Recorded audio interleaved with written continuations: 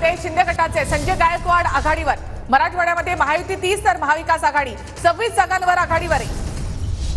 तर मराठवाड्यामध्ये आपण पाहतोय महायुती 30 तर महाविकास आघाडी 26 जागांवर आघाडीवर आहे। तर भाजप 93 जागांवर आघाडी भाजपने घेतलेली आहे। पलूस कडेगाव मध्ये पहिल्या फेरीत भाजपचे संग्राम देशमुख आघाडीवर। तर जळगाव जामोदमधून संजय कुटे भाजपचे उमेदवार आघाडीवर। तर बदनापूरमधून आपण पाहतोय भाजपचे कुचे हे 26 मतांनी पुढे आहेत। बबलू चौधरी यांनी सध्या पिछाडीवर आहे। बेलापूरमध्ये भाजपच्या मंदा म्हात्रे आघाडीवर। अमल महाडिक भाजप कोल्हापूर दक्षिण मधून आघाडीवर 26 मतांची आघाडी। महायुती 140 तर महाविकास आघाडी 132 जागांवर आघाडीवर।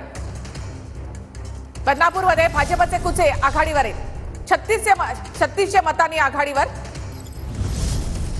तर बदनापूरमध्ये भाजपचे कुचे सध्या आघाडीवर आहेत। चिखलीमध्ये श्वेता महाले यांनी आघाडी घेतली आहे 2915 मतांनी श्वेता महाले या आघाडीवर आहे। तर गंगाखेड मतदारसंघात रासपचे रत्नाकर गुट्टे पिछाडीवर। गंगाखेडमध्ये ठाकरे गटाचे विशाल कदम 1777 मतांनी पुढे गेलेले आहेत। गंगाखेडमध्ये रत्नाकर गुट्टे आता पिछाडीवर आहे। तर 288 जागांचे कल आपल्या हाती। खामगावमध्ये आकाश फुंडकर भाजपचे उमेदवार आघाडीवर 3802 मतांची आघाडी। तर महायुती सध्या 140 जागांवर आघाडीवर आहे। भाजप सर्वात मोठा पक्ष 93 जागांवर सध्या भाजप आघाडीवर आहे। बारामतीत अजित पवार 6975 मतांनी आघाडीवर। तर खामगावमध्ये आकाश फुंडकर भाजपचे उमेदवार आघाडीवर। जामनेर भाजपचे गिरीश महाजन पहिल्या फेरीमध्ये 1394 मतांनी आघाडीवर।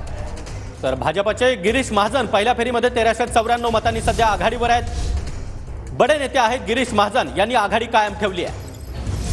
शिर्डीमध्ये राधाकृष्ण विखे पाटील भाजपचे दुसऱ्या फेरी अखेर 4896 मतांनी आघाडीवर। शिरोळमध्ये राजेंद्र पाटील यड्रावकर अपक्ष उमेदवार आघाडीवर 6700 मतांची आघाडी।